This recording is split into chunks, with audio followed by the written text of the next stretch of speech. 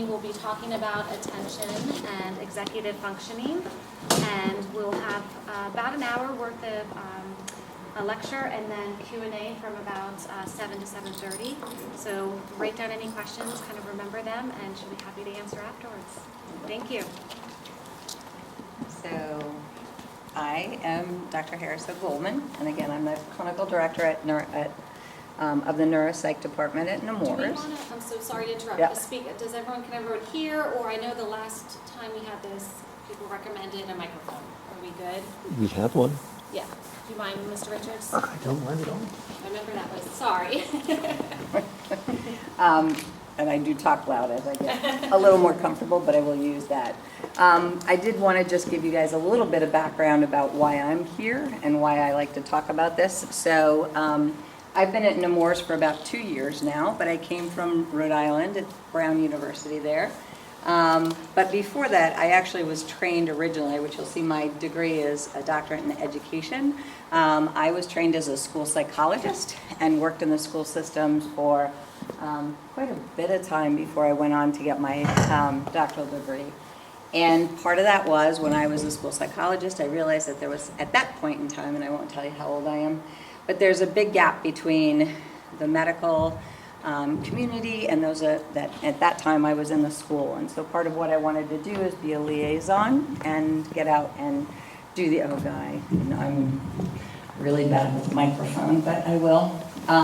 But to be able to talk about and teach and have more of a community bridging between what we do and what happens out in the schools. So I'm going to talk about executive functioning and ADHD. And the part about ADHD is going to be more about sort of the changes that have happened over the years with ADHD, where some of the consistent misconceptions or the things that were thought of about ADHD have changed, in explaining a couple of those, but then I'm going to get into more about executive functioning.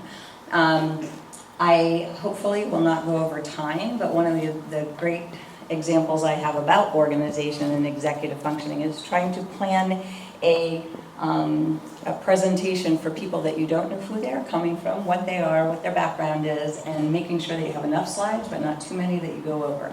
So we are going to start with, first, a little scenario, just to kind of start. And I have a little bit of jokes in here and stuff like that, so hopefully bear with me. But the scenario is in one of the books that Peg Dawson, who's also very big in this area, talks about. And it's about Rapunzel, and she is captive up in her tower. And the only thing she has to survive is nuts. And these nuts have hard shells. So you have to be able to get into these hard nut shells to make sure that you have food and get to the edible part of the nut. What you have to do is think, what she had to do is think and look at all the things within this very barren tower to be able to figure out how to get into the nut to survive. So she had to look at what could be used as a tool. She had to be able to, and I'm cutting this down way down, and how to get in there. She finally got to the point where she tried. She got one open. She had to try again, got another one open. And then over and over, she was able to get into the nut and be able to feed and survive. And so this is exactly what executive functioning is. It's having a problem, trying to figure out what you can use to get there and get to an end result. And so that's sort of what we're going to talk a little bit about. So what I want to start with is make sure I can do this. The objectives for today is we're going to talk a little bit about and define attention deficit hyperactivity disorder, and you will hear me say that. And then we are also going to talk about and define executive functioning. We're going to identify the primary executive functions, and then we're going to talk about what they are, a little more description about executive dysfunction, which is just the opposite of executive functions. When they work, they're functions. If they don't work, they're dysfunctions. And then we're going to talk about strategies and interventions on how to work towards some of these dysfunctions. What I want to talk first about is executive functions are skills that are developing over a long, protracted development. And we used to say, well, they don't come online until much later, even some adults don't have them very well. But what we're learning is that they actually start very young. They're very hard to assess at a younger age, but they start young and they go on and they keep working and developing into adulthood and then a little bit later. But in the beginning stages, in infants and toddlers, the most common thing that we're looking for is self-regulation. And when you think about self-regulation, you think about attention. So that brings us into defining attention. And so when we look at the history, it started off in the early 60s, and we called it minimal brain dysfunction. As you can imagine, after a while that became a politically incorrect name for it. But that's what they called a lot of things. But it was the first time that we really started to think about how the brain works, functions, and how it really impacts the behaviors that go on both in children and in adult development. Then we went to where we had hyperkinetic reaction of childhood. That was a mouthful. This is when the DSM-2, and I don't know how many of you know what the DSM is. It's the Diagnostic Statistical Manual. We are now in the 5th rendition with a couple of 3s, 3 Rs, so it's a little more than 5. But that was the first term, or one of the first terms that they used. And the hyperkinetic is the motor movement. But it also was a reaction, which I thought that was a great word. Then we went to, and this is where a lot of people are still kind of stuck, if you will. I have to use this, it's just too fun. Is in this ADD, or attention deficit disorder. That term no longer exists. And it's one of those things that we use because it's much easier to understand. And it still is, there's still kids that have what we used to call as ADHD, but the terminology has now changed. And so when we look at it, we now have attention deficit, hyperactivity, that's the 3R. Hold on, I'm gonna get to the 5. And then the 4th edition added on with and what they're looking at is more of the hyperactivity, and then a lot of the kids in DSM-5, which should come up there, it's now got the umbrella term of attention deficit hyperactivity disorder, and then it has the subtypes. And we're going to get into the subtypes in a few minutes. And that's where the difference is. Everything is classified under ADHD, and then there's a descriptor past it. So some of the changes that happened in the latest rendition of the DSM-5, it's present in multiple settings, so it has to be in our office, in school, at home, in the community, at least 2. And then they also increased the age, which I think is on the next one. Nope, it's not. But now, it used to be that you had to exhibit symptoms by the age of 7. It's now that you have to exhibit symptoms by the age of 12, which was a big difference, which helps sometimes with when the histories, parents and they have multiple children, and it looks like you have to get histories on before 7 if their children were hyperactive or not. It makes it a little bit easier when we have to go only to 12. But it also increased the number of diagnoses, as you can imagine. The other thing that was a big change is it used to be that you couldn't get a diagnosis of ADHD if you had a diagnosis of like an autism spectrum disorder or other diagnoses. Now you can, except for schizophrenia or another psychiatric disorder. I spelled that wrong. Sorry about that. All right, so some of the symptoms, and this is where we get into the subtypes of ADHD. So inattentive, hyperactive, impulsive, again, beginning before the age of 12, but should be noticeable around the age of 3, and we're going to talk a little bit about normal behavior versus ADHD behavior. This one here can be mild, moderate, or severe. That actually is based on presentation in different settings, which we'll talk a little bit about as well. We don't necessarily diagnose mild, moderate, or severe, but there most certainly are varying degrees of kids that have certain presentations with different symptoms. and it should continue into adulthood.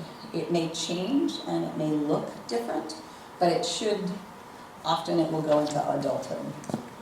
All right, so this one, if you can read it, it says, this is a man looking in the bookstore and it says attention span. It says short, medium, and long.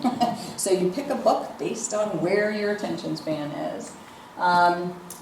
So normal behavior, you can't talk about ADHD without talking about normal behavior. And often we will have parents and others come into the office and say, yeah, but he does this. This isn't within the normal limits and that.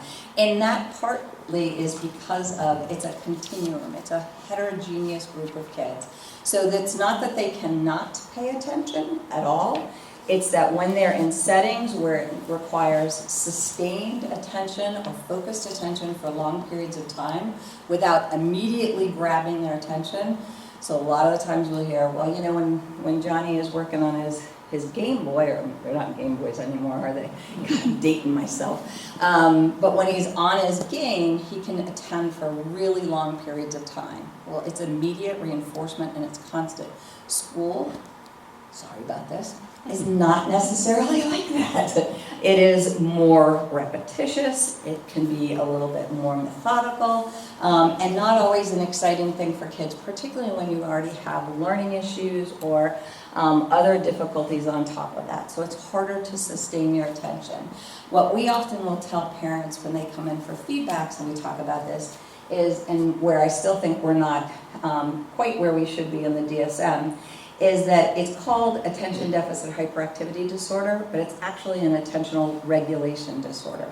So it's that kids cannot regulate their attention well enough in certain situations. And so our latest metaphor, which I kind of like, is it's like, kids get it, it's like the Wi-Fi bar on your phone. And so with that Wi-Fi, sometimes you're at 4 bars, you're attending, you're there, you're learning, you're getting things in, and other times the bar is at 2. And then you kind of get some things come in, some things don't, some things are distracting you, some things are, you're thinking about, the hockey game that you're going to go to later on, so things aren't getting quite in as well as they often will. So, but most healthy, and I always say this, and one of the examples I say is like right now, I am probably more ADHD than I am usually.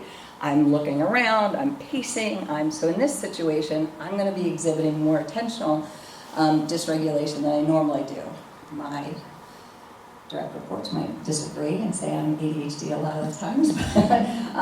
Preschoolers also are notorious for being little movers and shakers, and this is a normal thing for them. However, sometimes even in preschool we notice when the difference starts to really, they can never settle down. They are then to the point where they can be hyperactive and they're then unsafe, or they're running out into the street and they're unsafe, or whatever, and that they really just, it's to a marked degree. But most preschoolers are within normal limits if they're jumping around like little jumping beans. Also true for hyperactivity, young children are very energetic and they are often all over the place. However, I had just recently saw a little boy who's almost 4, and we have not quite as nice as here, but we're starting to get nicer rooms, and we have a couch on one side and a couch on another, and he says, I'm Spidey Man, and he went from one couch to the next, and he was a little more energetic than I would normally think. So, all right, and this one says, and this is one of my favorite, Dennis the Menace, and it says, by the time I think about what I'm going to do, I already did it. And that is sort of the epitome of ADHD. They do not think before they act. Just a little bit about etiology. We still are not as clear about where ADHD comes from. What within the brain. We have most certainly a lot of research that will show different areas of the brain that have, there's been MRI studies looking at the cingulate is bigger or smaller on one side of the brain than not, and it's been kind of runs the gamut. We're now getting to where we're doing more fMRI, which is functional magnetic resonance imaging, and looking at sort of how the brain works. So how the brain takes in glucose and utilizes it to be able to see, are there different areas that will metabolize glucose better than others or faster than others, but we still just don't know. What we do know is there's a genetic component. Most of the time when kids come in, there's somewhere in that lineage that we can find somebody. Not always, but there's a higher percentage of families that have ADHD in the family. Environment, lead exposure. We know that kids that have, coming from Rhode Island, that was our big thing, that kids that have had high lead levels or chelation often will have difficulty with regulating their attention. Prenatal substance abuse or use or exposure also will come up with this. Then the other one, which is a big one too, is development. So there are critical periods in development that if anything happens to the central nervous system or brain, then we also know that that may also be. So if we have young kids that have head injuries at a younger age, we used to think that their brains are really plastic and they could, they overcome it. But if it's in a critical part of development, they most certainly can show a lot of signs of ADHD and executive functioning. Attentional difficulties. So what happens? Kids they're hyperactive, they're running around, they're outside, they're looking good, that's fine. Where they struggle is within the classroom, as you can imagine, and as you probably know if you have anybody or know anybody like this, which then leads to academic difficulties. It leads to a lot of reading issues, not necessarily because they have underlying phonological problems, but because they can't attend to or sustain that to get the inferences that are going on in reading and reading comprehension, or they just aren't picking up on the skills that we would like them to.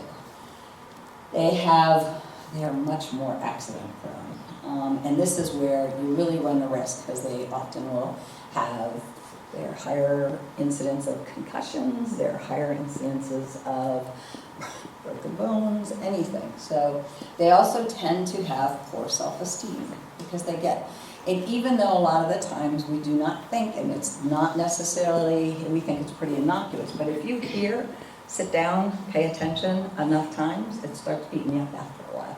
Even though it's not meant to, and that's all you hear, that most certainly can take a toll on your self-esteem. They also have trouble interacting with other peers and with adults. They don't have the attention span to keep that back and forth pragmatic conversations going on, and it just doesn't work as well, or they're impulsive. So if somebody says something, they jump, or they jump in the middle of a game and they're disrupting the process. And then as kids get older, they are less and less forgiving of those types of things. So they struggle with social skills. And there's lots of, if you look at them, there's lots of friendship groups or social skills groups that help for the most part, but sometimes it's harder if you're dealing against a neurological system. They also are at higher risk for alcohol and drug use. And this is not, believe it or not, it's not because we are giving them medication or medicating kids, and actually sometimes it's them self-medicating, not always, and again, this is sort of broad strokes. But a lot of the times they just are constantly going, and to get that ability to relax or to calm down, they tend to turn to some of these things.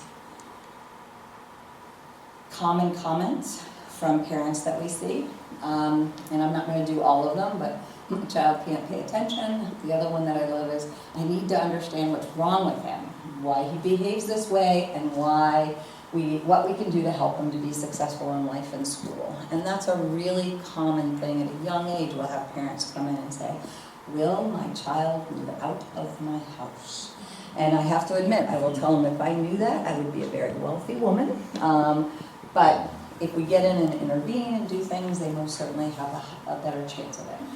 He's lazy and unmotivated, and that's one that I have to admit is one of my little pet peeves. I don't like that. Most kids, and I may have rosy glasses on, but most kids when they start off in school and going to school, they want to be here. They want to learn. They want to do well. We unfortunately have a system sometimes where they just learn that it's really hard, and then they don't. It's easier to fail than to put themselves out and take the risk of not doing well or feeling like they are lazy or stupid. That's the other word I can't stand.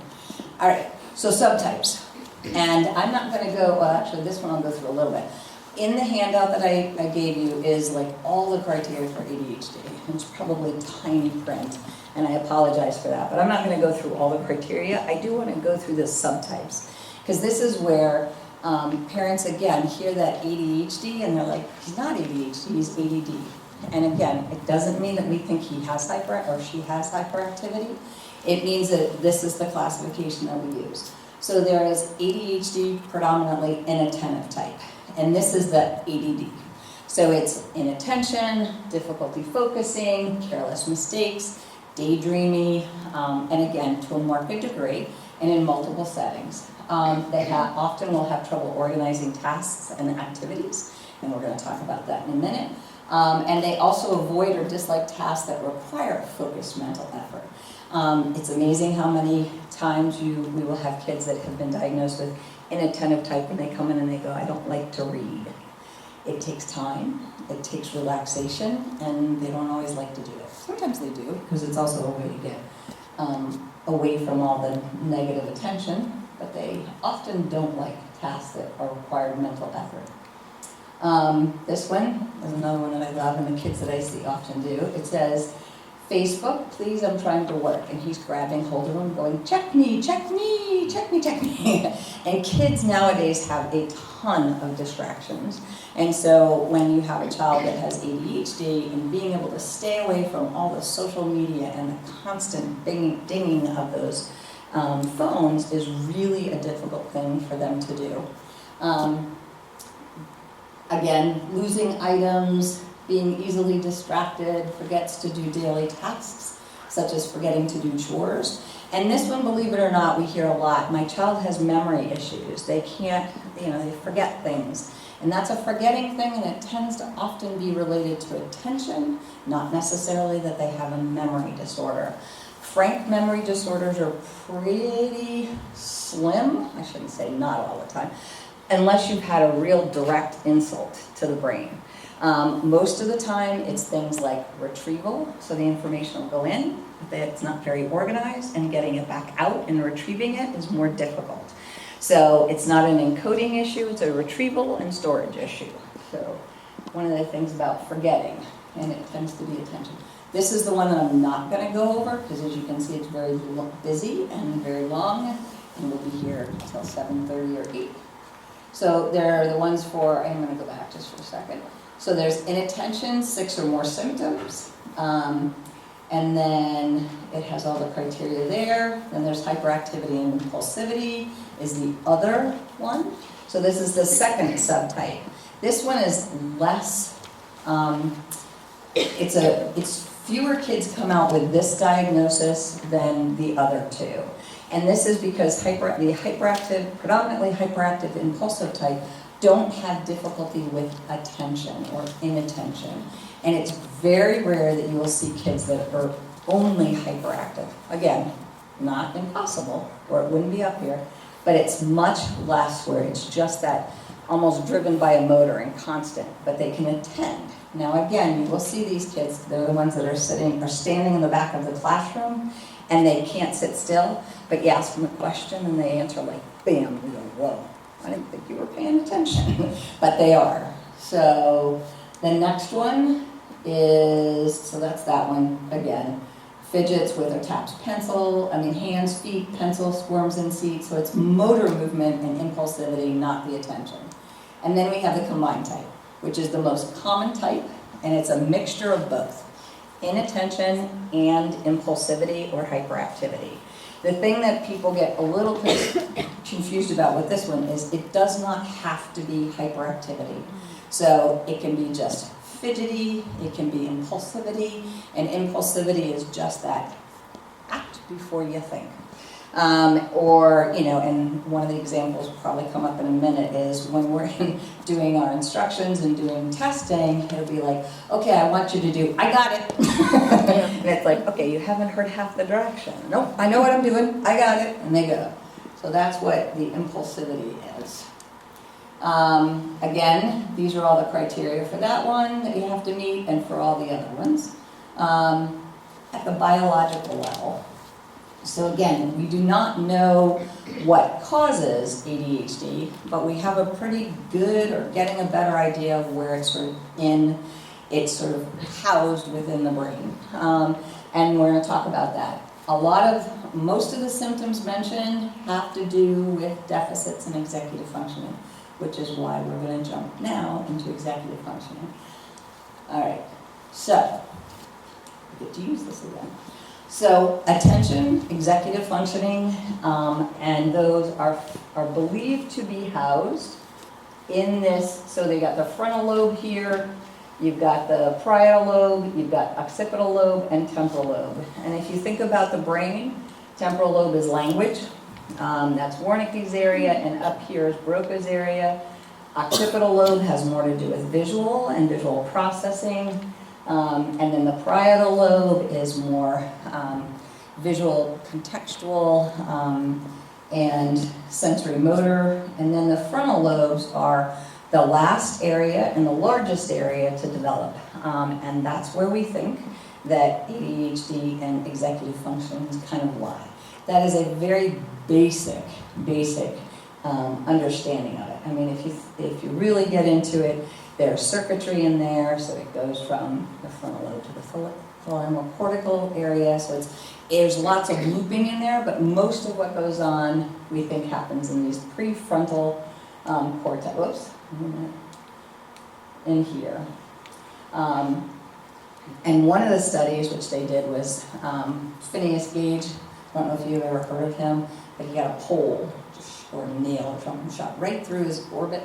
And he did not lose consciousness, but he could not inhibit anything he said or anything he did. It was the coolest thing ever.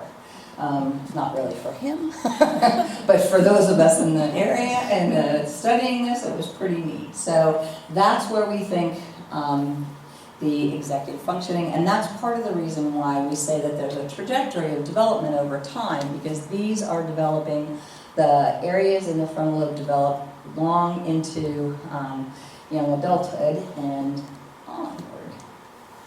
All right, so executive functioning. Now, there have been lots of metaphors. This is one of my favorite on just because it's kind of cool when you do this. So it's the air traffic. Okay, this was fun for me. You can see where my attention problems are. And you got to pay attention, and you use words, and there's the air traffic controller. This is when it works well, they kind of go by, and they have the ability to prioritize. When it doesn't work, you're putting on your boots, you're using words, bonk. You're sharing toys, you're paying attention, and you get a bunch of collisions that happen. And so when you think about executive functions, and the other example metaphor that we use often is a conductor. And so we have a musician here, so don't yell at me if I don't do this right. But if you have an orchestra and you have the string section and you have the help me with another section, brass section, and that. And individually, they can work and they can go very well together. But it's the conductor that makes them all go together and make it beautiful music.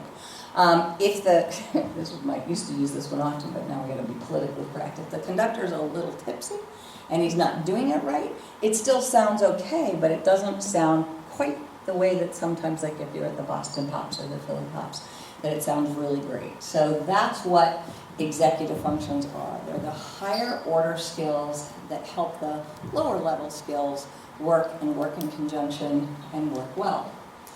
So executive functioning is knowing what to do and when to do it. So make a plan, inhibit impulses, act, follow through. And then also, and for an example, is to write down assignments, the what, and at the end of the class, the when. Executive skills is knowing how to do it. So a lot of the times kids have, and they get the executive functioning piece of it, but they don't have the executive skills to follow through. How to do it, cueing the rest of the neural network to perceive, think, and act. And then, for example, take out a pen and your planner, look at the board, listen to the teacher, transcribe details, which is the how. All right, I went over this a little bit, but I did want to just talk about, so during preschool years, they don't fully mature, they're predictive of success, school success, and we're learning that executive functioning is a better predictor of school success than IQ, which is an interesting thing, because we still do those IQs all over the place. Again, the prefrontal area, it's the last place. I like my brains, can you tell? So executive functioning, so it's the cognitive control functions that are involved in what we call goal-oriented behaviors. So you have, and again, going back to the nut example, she had a goal, was to how to get in there and get the edible part of the nut, and then what goes into it to reach that goal and to be successful in that goal. It is different than this one, the automatic reactive behaviors. So it's not fight or flight. It is a very controlled oriented, goal-oriented behavior. The major or the core executive functioning skills are, these are just a handful. And this is another one. So we got ADHD where we have a definition, we have a diagnosis, but it's pretty heterogeneous. And you think about it, one ADHD child does not look like the other ADHD child, does not exhibit the same symptoms, but they still have the same diagnosis or similar diagnoses. In executive functioning, the same thing is happening. So there are a lot of definitions out there. If you go through the books, and there are quite a few books now on this topic, you will see different things that are said that are problematic. But quite honestly, these are sort of the core ones and then the higher order ones. So one, inhibitory control, so your ability to self-control, so stopping yourself before you do something that you shouldn't. Your working memory, and this is a big one. And so working memory is the ability to hold things online, be able to utilize them, and then let them go, or figure out how to utilize them and put them into long-term store. And if you think about working memory, and I get a lot of chuckles at this one, but this is my age. So it used to be, the good example was, you go to the phone book, you learn the number, and you go to the rotary phone.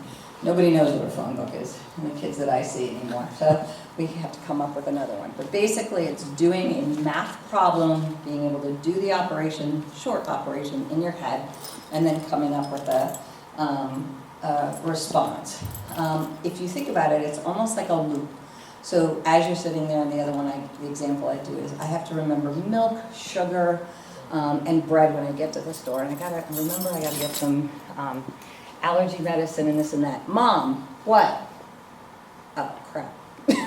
What was that list again? And that's that loop, that's that working memory loop. And attention can really impact how well you can keep things in working memory, because it's easy to knock it out of that loop. Cognitive flexibility. We're going to talk a lot about this. Cognitive flexibility is the ability to change your problem-solving attack, your approach, or just your emotional regulation or anything. This is one that often will be in a lot of other disorders. We see this a lot in ASD, autism spectrum disorder. We will see this in kids that just have really high or difficult regulation disorders. They cannot shift, and we call this shift. And so when we do testing in this, we have a little tower board. There are 3 things, and you have to problem solve and be able to shift if that doesn't work, because we don't tell you except yes or no, you're doing it right, which is mean, but it's true. And how well they can change their approach without breaking the rules. And it's a fun little task for some of us, and some of us not. And then you have higher order executive functions, so that's the ability to problem solve, reason, plan, and organize. And this isn't just organization of materials, but that's the most obvious one. And I had a picture up here of my daughter's bedroom, and she wouldn't let me leave it in the slides. She was like, that's too embarrassing. But I'm pretty sure most of us have seen a disorganized backpack or a disorganized room, even in kids that don't have ADHD. But it is also organization of thought and organization of your behaviors and organization of information going in and being encoded. Inhibitory control, and we've gone over this a little bit, but the ability to stay focused despite distraction, stay on task and complete the task, even when there are other tempting things going on, or you're becoming frustrated, and a lot of the times we will see kids that get just mildly frustrated and they can't even finish the task, they have to be done. And then exercise of self-control. I love that. Not putting your foot in your mouth. Kids don't know that one either. But and then some more resisting acting on impulse, staying focused. I put a lot of this in here just so you had it in the handout as well. So if you need to reference it, not to beat a dead horse. Working memory, holding information in mind while mentally working with or while working on something else. So being able to hold things online when you're working on something else, but then to be able to finish the task or instruction that you were given. This is when you need working memory to be able to follow a conversation, which we don't always think about. While you're formulating a response that you want to make or have input into the conversation, remembering where something is hidden. That's always the fun thing around the holidays, or Easter egg hunts. How many of you had rotten eggs in your house or anywhere around? Holding in mind what happened earlier and relate it to what is happening now. One of the things we will often hear is parents will say, Johnny comes home and I'll ask him about how his day is, and he'll be like, fine. And parents want to know what's going on in their kid's life. So you're working on working memory, and then also organization. And so sometimes that's such an open-ended question, they don't know where to begin, so fine is a much easier answer. Relating one idea to another, and then relating what you read earlier to what you're learning now. And that's a big one in school. Types of working memory. So there are two types that we typically will look at and pay attention to, and it's verbal. Those are listening to and following instructions, listening to a story and being able to hold it online and then give input or hold on to those tasks. And then there's also visual spatial. And this is more like the sketch pad in your brain that we call it, and it allows you to envision something or keep it in your mind's eye. Math is a big one that needs this. Cognitive flexibility. This one's one of my I love this area and where we're going with this. The ability to easily and quickly switch perspectives, which is very hard. And you can also see this developmentally, because if you think about young kids, they aren't able to do that. And they honestly shouldn't be developmentally. But by early elementary school, they should be able to start taking others' perspectives and being able to switch and go from one thing to another. And then flexing, adjusting to changing demands. So the other one that we often will hear is, we were planning a trip here, but we had to stop at the grocery store on our way there, and my son just had a complete meltdown, or my daughter had a complete meltdown, because that ability to change and to have their routine change becomes an issue.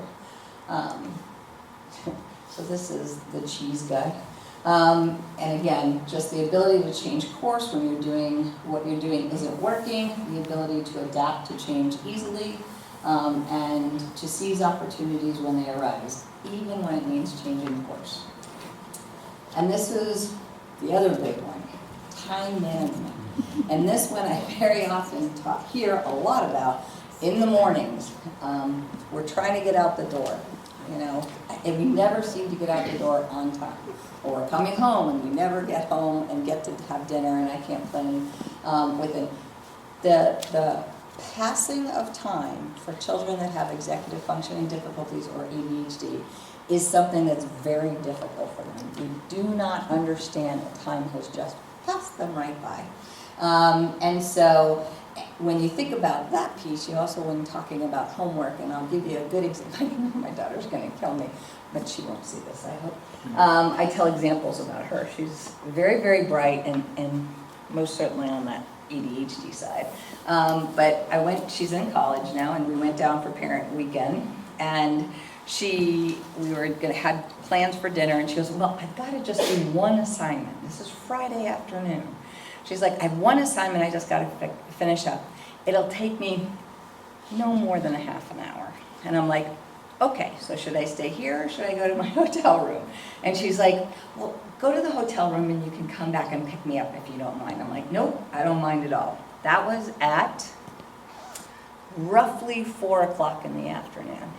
At 10:30, I have had no dinner, and I get a call. I'm almost done. And I'm like, when is this due? And she said, midnight. And so this is where she had a very good, and of course, her mom is a neuropsychologist, poor thing.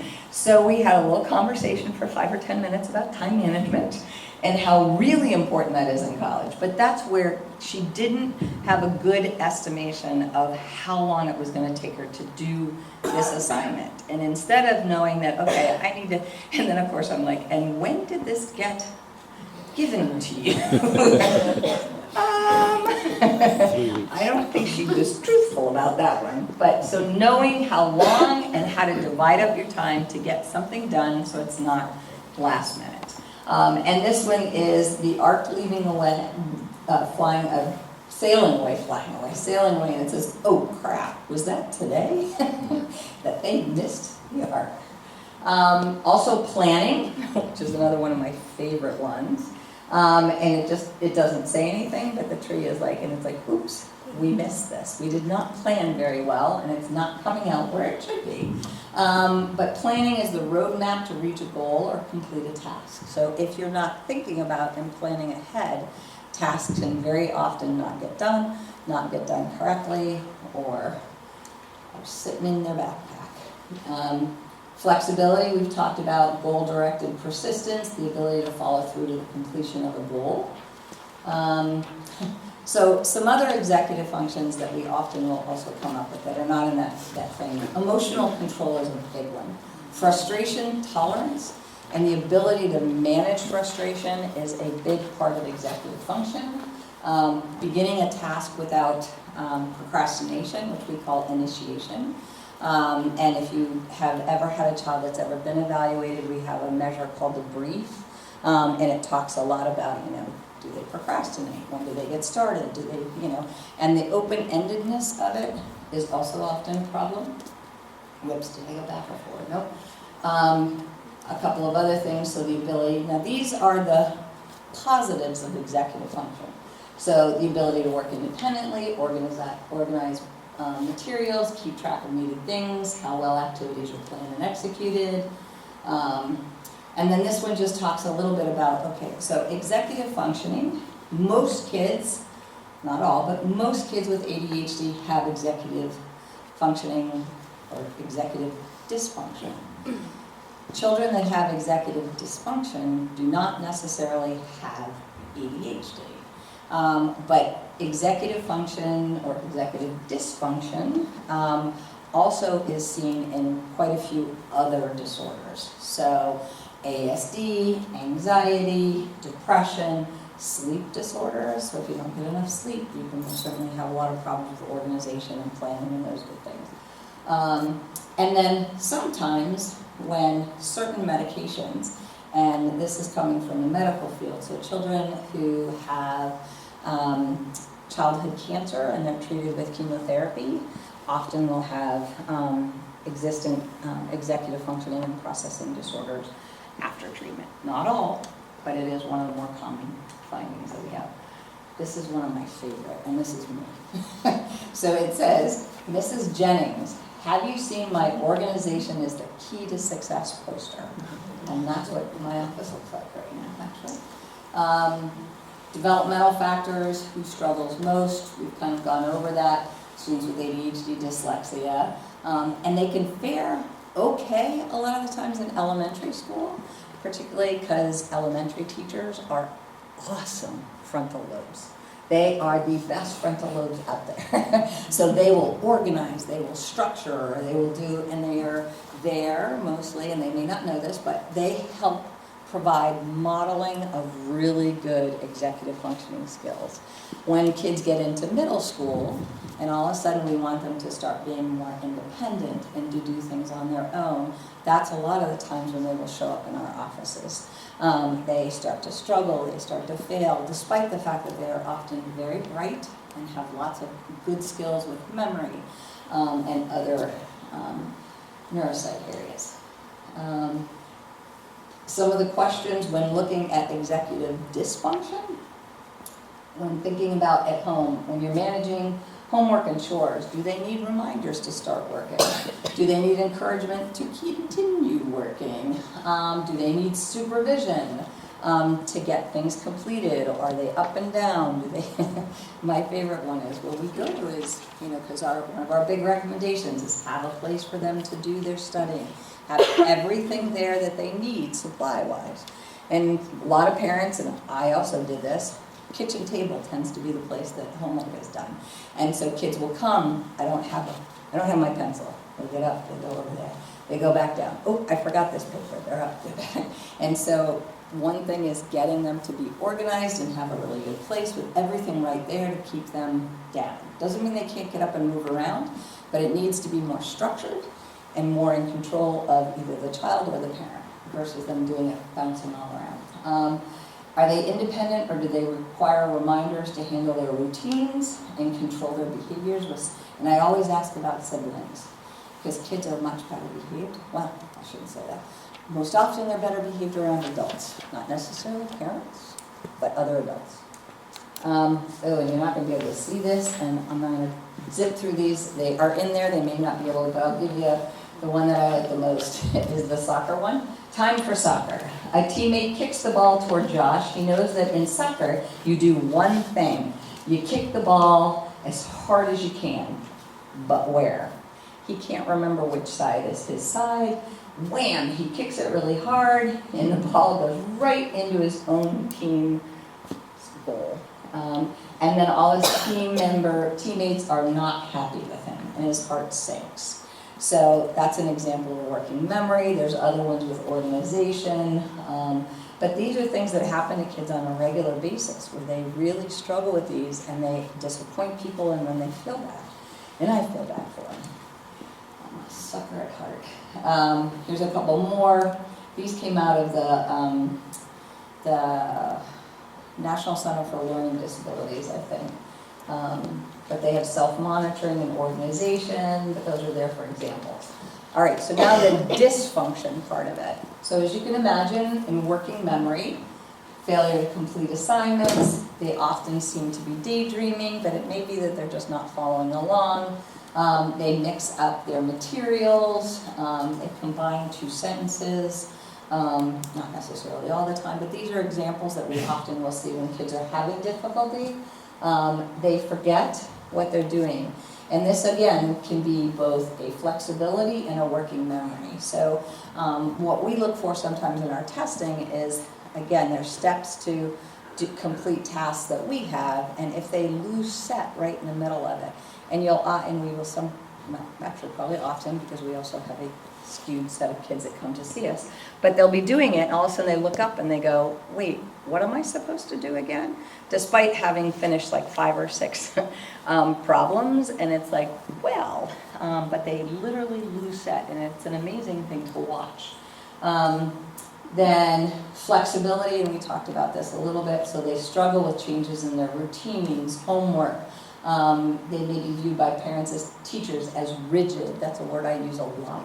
So they can't let something go. And the little boy that I saw that was almost 4, I talked to his mom today, and she's like, they were coming out of the hospital, and we have a little kiosk with food in there, and it has cookies. They're really good cookies. And so he's going by, and all he could do is, I want a cookie, I want a cookie, I want a cookie. And she's like, it's dinner time, we're not going to have a cookie. I want a cookie, I want a cookie. And to the point where he was literally on the ground screaming, and she brought him a cookie.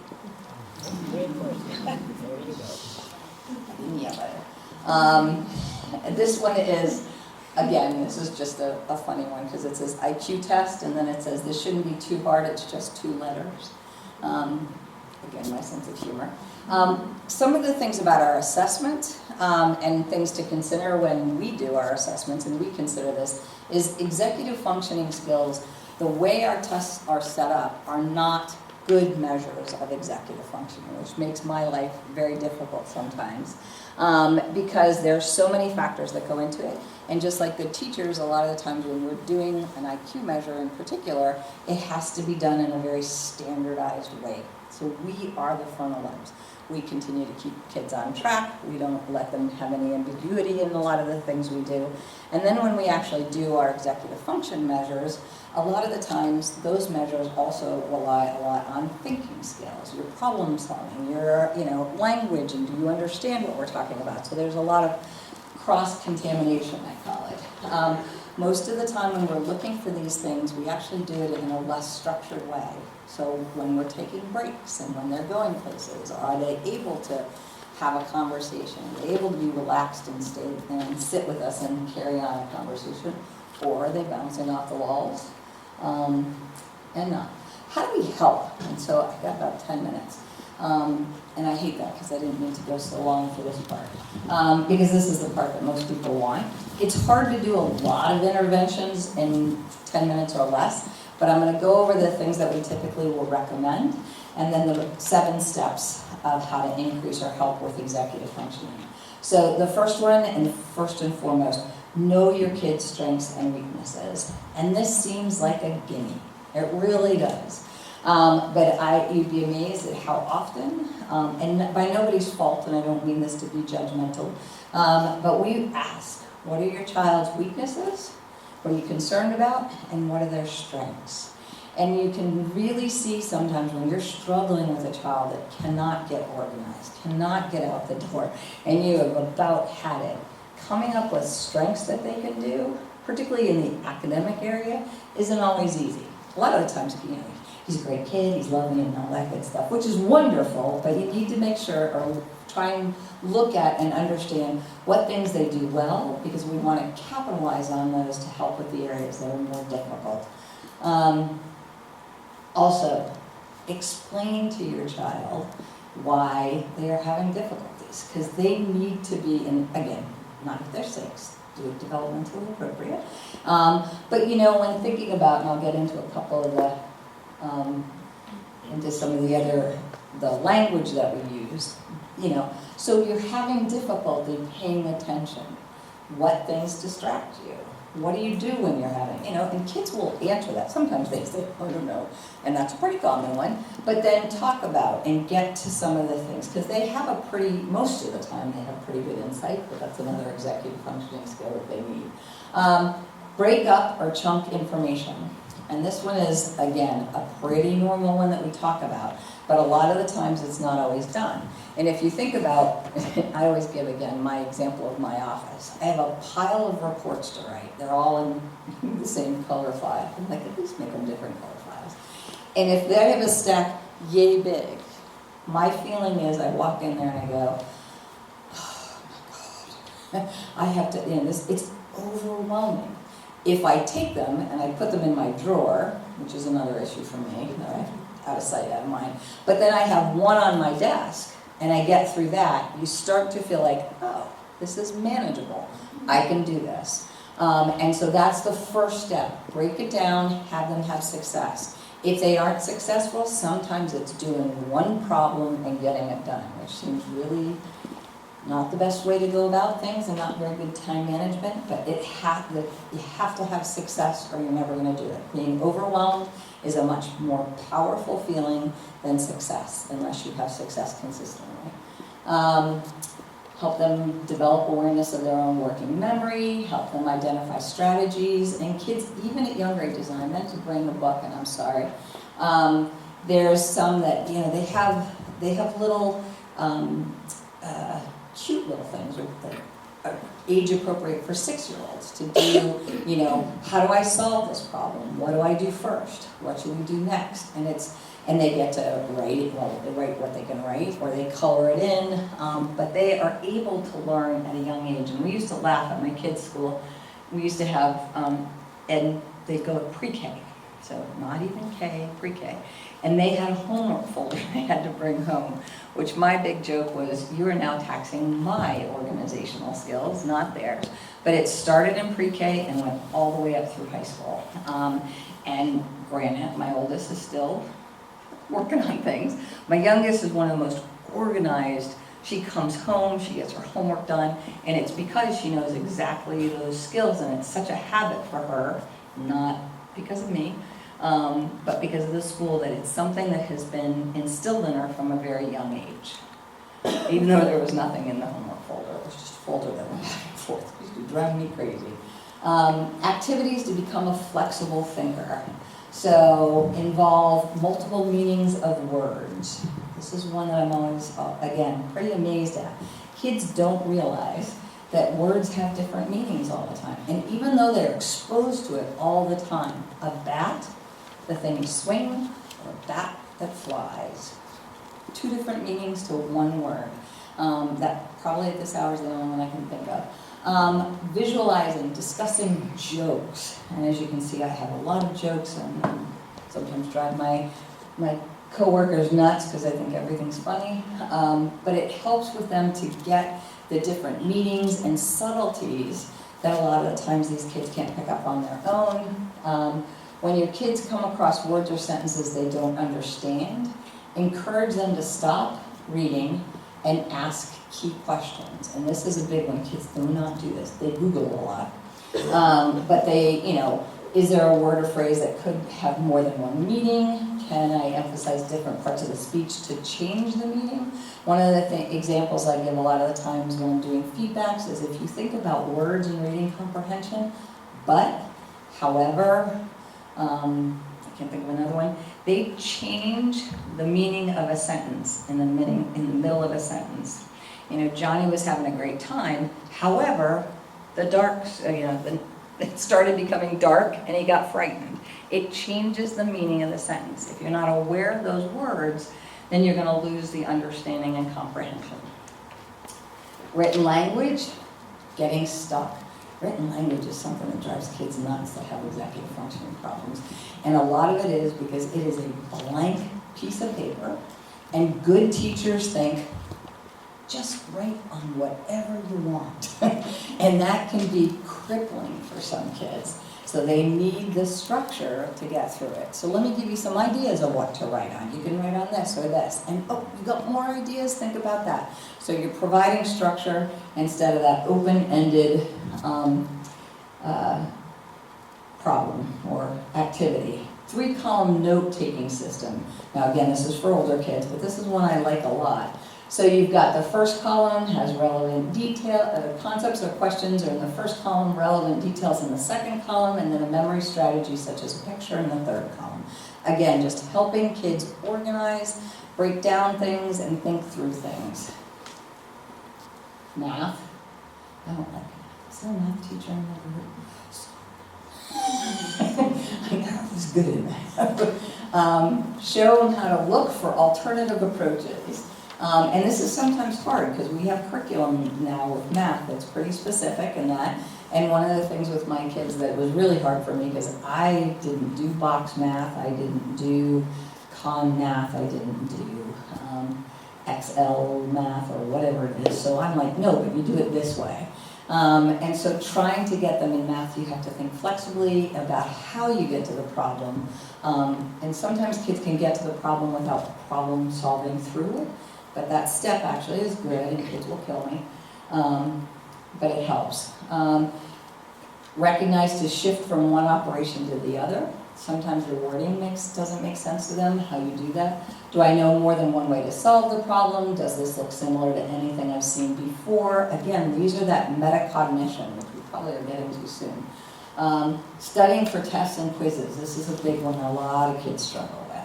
Show your child how to extract and memorize information from more sources than just what's there.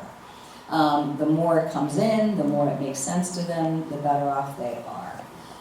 They need to study differently for different kinds of tests. So multiple choice tests are not the same as essay tests. And they need to know and be taught, and that's the big thing. Kids that have executive functioning issues often do not have the skill. We want them to. And my favorite one is woulda, shoulda, coulda, but they don't have it, it means it's a skill deficit and we need to teach it. All right. Activities, I'm going to skip through a couple of these, and again, I'm sorry, but I do want to go. So changing the environment, physical and social environment, the nature of the tasks, change the nature of the way we cue them, change the way parents, teachers, caregivers interact with children, ask questions. We teach first, but then we have to move to the point where it's like, okay, so now what are you supposed to do first? What are you supposed to do second? Versus giving them, okay, now you need to do this, now you need to do that. That comes first, but then you have to back up and fade away to say, okay, remember we went over this, so what are we supposed to do first? What's the next thing you think we should do? If they get it wrong, you provide it to them. But you have to move past where we're giving them the steps, not the answers, the steps. Again, changing the physical environment. This is not new stuff. Make sure they're not seated next to the pencil sharpener, the window. Establish class-wide and school-wide monitoring and feedback systems. Meta questions, that's what I was talking about. So, good question. So when they ask a question, always say it's a good question, even if it's not. How do you suppose you could find the answer? Again, providing them with an opportunity to try to figure it out on their own. Again, if they don't know, you can give them examples or different ideas. How do you think you will do on your math assignment? That's a very good one. Why? And always, I mean, and a lot of the times, I'm going to do really bad. Why? What can we do to change that? What could you do to get a higher grade? I don't like that one because I don't necessarily, I'm not big on grades, but unless it's my kid. Tell me how you figured out your answer to that question. Again, helping them think through, metacognitive, the buzzword. Sometimes it's hard to get started on homework. What can you do to make it easier? Give them the power, the control to get things, or figure out how to help themselves. Modify tasks we expect students to perform. Make the task shorter. Reduce the demands. And again, this doesn't mean forever. It means until they're successful, and then you gradually add on or fade out. Then, again, these are, so before the task they have to do, rehearse what will happen and how the student will handle it. Use verbal prompts or reminders to elicit executive functions. So what should we do first? What's the problem? How do you think we can figure out what's going to happen? If you do that, what will happen? Walk them through it. During the task, coach them, elicit rehearsal of behaviors. That worked. Let's try it again, see if it works again. Monitor the situation to understand triggers. Kids get frustrated. We need to know what that is and intervene before they get to the point of no return. After the task, provide positive reinforcement and debrief. Consult with others. Other teachers are the most amazing wealth of information ever. Intervene at the level of the student. So teach the skill, motivate the student to use the skill. That one's a little bit harder, particularly if you get them after they've learned some pretty poor behaviors or responses. This is my favorite one. Clean your room. Directive, clean your room. The response, nothing. And again, this is an overwhelming task for lots of people, myself included. Break it down. So develop a plan. Not these words. Do not use these words with your kids. You can say, we're going to develop a plan to clean your room, but don't use organization scheme. Develop a way to monitor the performance, encouragement, motivation, feedback, and then break it down. Because when it's a messy room, it can be pretty overwhelming, and it's amazing how people, such as myself, can live in a dirty room for very long periods of time. So you don't want them to learn that. So the 7 steps, this is where I just wanted to get to. So the 7 steps are, 1, you're going to teach a specific problem behavior. Yep. But from the metacognitive question slide on, you don't have it to look at, is that, Oh. or at least I don't. Sorry. That's That's a sneaky thing that I did. I will leave one, because I think this one does. What page is it? 21? It's on page 20. It's We got on page 20. page We're missing 21 on. Do we have a way to get Yeah, I copies can of this? photocopy it for you. Sorry about Yep. that. Yep. No, talk about imagination. I don't know what happened. Maybe my So it ends at 20 for like copier didn't like to go past 20. It forgot. Forgot. It has poor working memory and executive functioning, but it stopped at 20. You're going to set a goal, so to direct the behavior toward the task that's relevant and away from the task you don't want the child to do. And then you're going to energize, encourage, persistence, motivate. You're going to outline the steps that need to be followed in the order for the child to achieve the goal. So you're going to start going over the goal.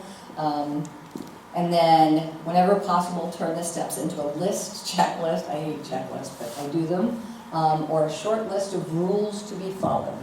So you want to do this first before you start playing your game. We want to make sure that we get these 3 things done before we have dinner. So what are we going to do first? What are we going to do next? How are we going to get through this, and how much time is it going to take us? Praise, provide feedback, positive, and I don't mean like sappy positive feedback. I mean like in which I laugh, because I always find myself going, good job, in this testing assessment, and I have to stop it. But it's more like, you know what, I really like the way you were persistent and you got through that one. We didn't quite get to the next one, but we'll get 2 next time. Positive, gets them motivated, evaluate the program's success, and revise it if necessary. And that's not always easy, because we want to go, this should work. And then fade the supervision. Then you need to intermittently look, check, go back, because the way a behavior stays is if occasionally it is checked, and then not all the time, and then you fade away. Incentives. I left this one for last because I get a lot of flack from families about this one.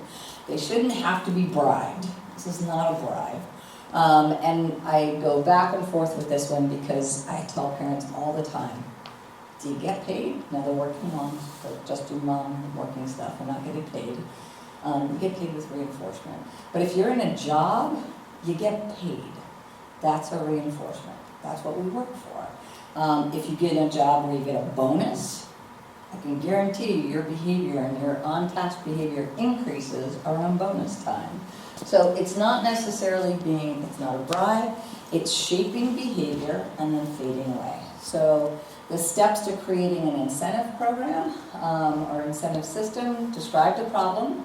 So the child needs to know what they're doing or what they should not be doing, and what they need to do to get the incentive. Set a goal.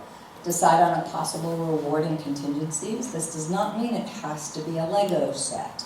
It could be time going to the park with mom or dad. It can be anything that's rewarding to the child, and it needs to change, usually often.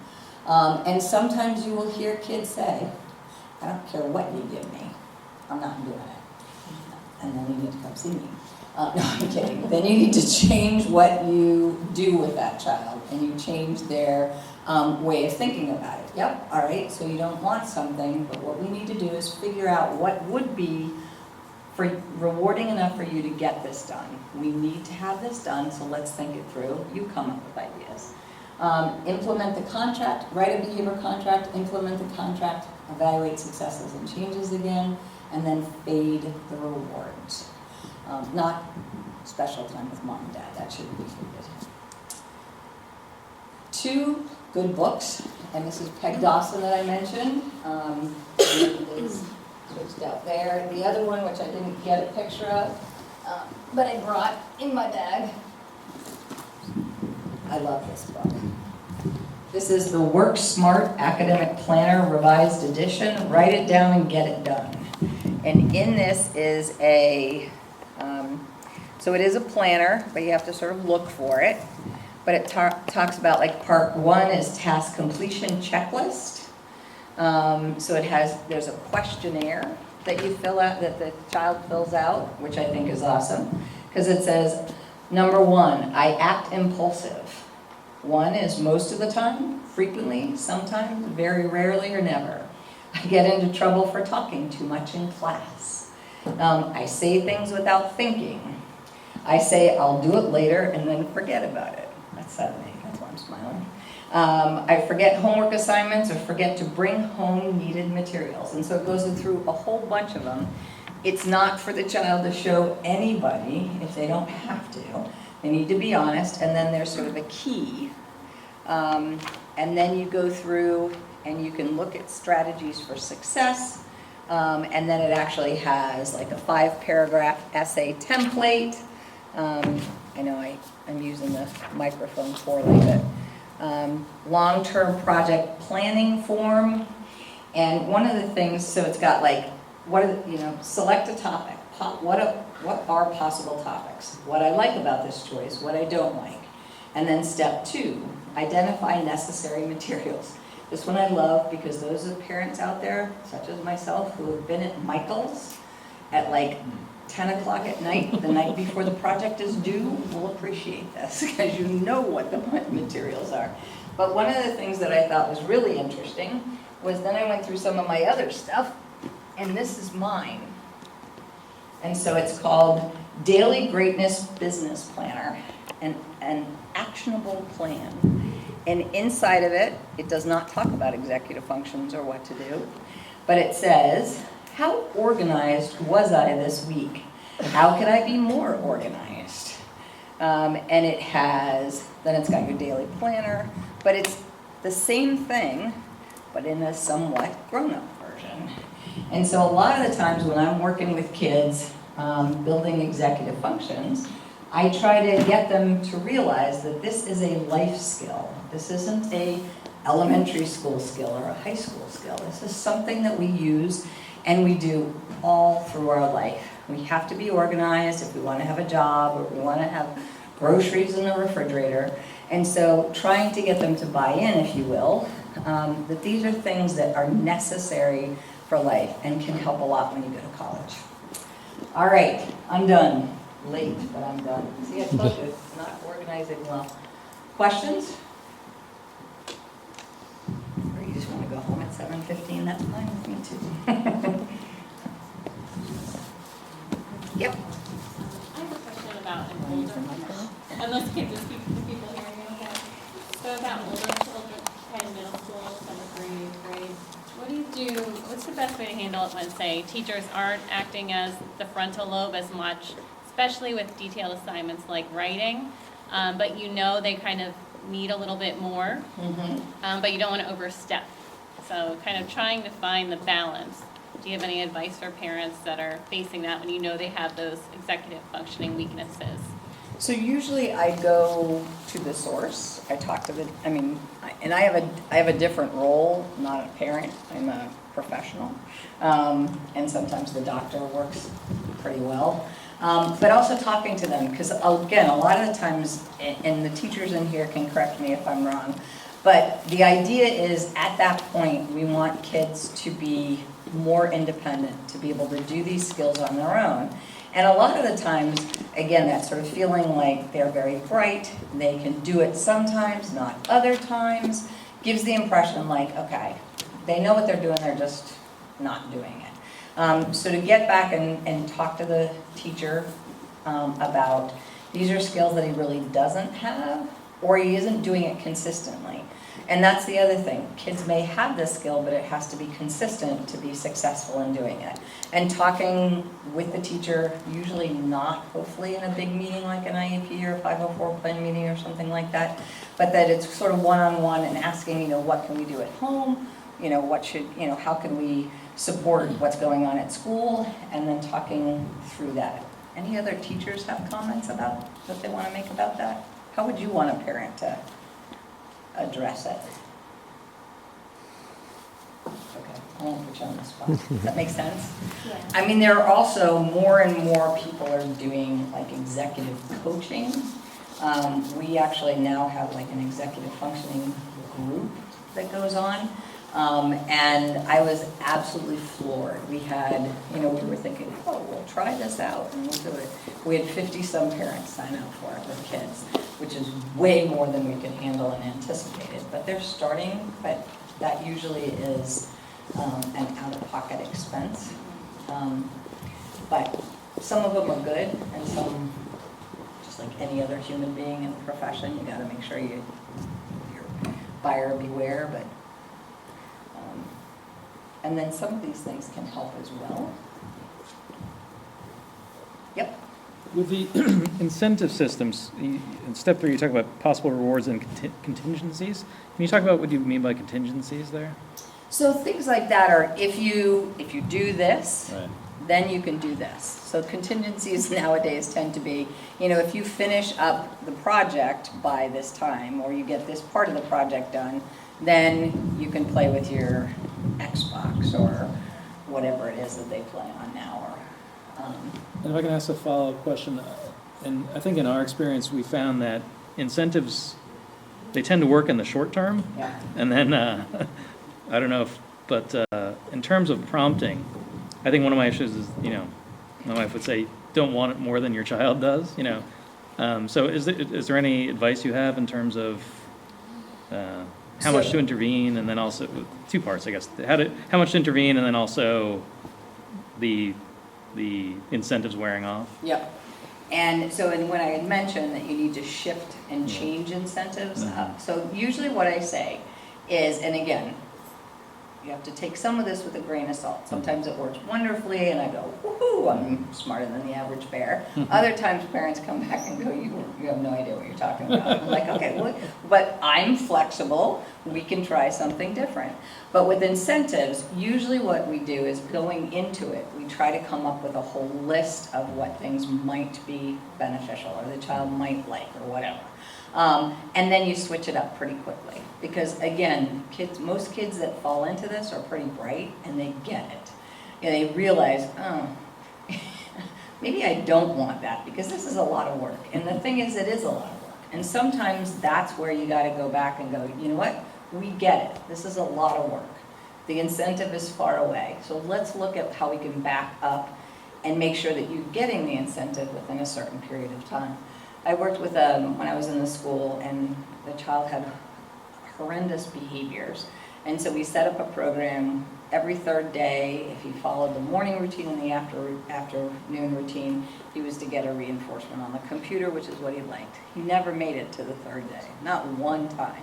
And so we were like, okay, it's been like 3 weeks now. You got to go back to the morning. So he gets the time, but you shorten the time that he's on the computer. So you have to adjust what you're doing and adjust the incentives. And again, if kids are bright and they catch on to it pretty quickly, you have to do something else. The other question I think that you're asking is like, how much do you push beyond what you think they can do? Is that right? Well, No. I think it's more about, if I say, hey, if you get to do it, and then I'm, reminding during the process, like, remember, if I say you have to finish this by 7 o'clock or whatever, and 2 minutes left, kind of thing. And some of that is normal until Yeah. they get to that point. If you have to constantly remind, Yeah. then you go back and you go, okay, so we're going to look at how long it's taking us to do this, Right. and how often I have to come remind you. And then you get a gauge, and I'm going to, and you're, okay, so we're going to work from 7:30 to 8, all right? We're going to set a timer. I'm going to say you're going to get 50 problems and math problems done during that time. How many do you think you're going to get? And how many times do you think I'm going to come and remind you? And you're going to go from there. And then you start to look at, okay, you actually got 5 done. That's a problem. And I had to come and ask you and remind you 12 times in a half an hour. So let's see next time, but we got good information. We didn't get everything we wanted done, but we got good information. So next time, and parenting is a pain, isn't it? Next time we're going to go and we're going to try and see if we can do 5 more, or whatever the goal is. And you got to get them to be successful. And I'm going to try not to remind you 3 less times. And then you're shaping that behavior, hopefully, to get to the point where you can get to where you're moving back and fading out. A lot of the times, again, kids don't get that that passing of time, and then they also become reliant on us reminding them. And so sometimes, and again, I with my own kids did the egg timer, scared the bejeebies out of my kids, because she was a daydreamer, and so she was in her own little world, and I traumatized my child. So there's also, clocks where the red part will sort of fade away, and it helps look at time, but a lot of the times you have one of those? No, what happens when that becomes the hyperfocus? Yeah. And again, That's what happens more often than not. you got, and again, what I always say is that parents and teachers have to be the most flexible people in the world for kids that are not flexible and don't have attention. Because it's one of those things where you're always on your feet. If this works, we go with it for a little while. It's not going to work forever. And then we got to switch up our game plan. But a lot of the times it's also getting in and using some of those strategies. How old is your child, do you mind me asking? He's 8. 8.5, or so he's on the younger side, but even still, what do you think worked? What kept you paying attention or what didn't? Well, the clock didn't, or whatever, and then say, okay, so next time we're gonna set it up to where we're not, we won't have that, or, and a lot of it is just trial and error and getting to, you got a long way to go, but you're doing a great job. Sounds like you're starting on there, and again, there's no magic bullet, or like I said, I would be an unbelievably wealthy person, and I'm looking for that magic bullet, but I have not found it yet. But it's flexibility, sometimes having somebody, again, either somebody at school or somebody that you can bounce ideas off of, can really help, but they can keep you on your toes. Thank you. Have you read any of the books? You might look at them. They're all at Barnes & Noble now. They don't have any secret cool things anymore. Anybody else have any questions? Did I answer your question a little bit? Excellent. All right. Thanks for your attention and your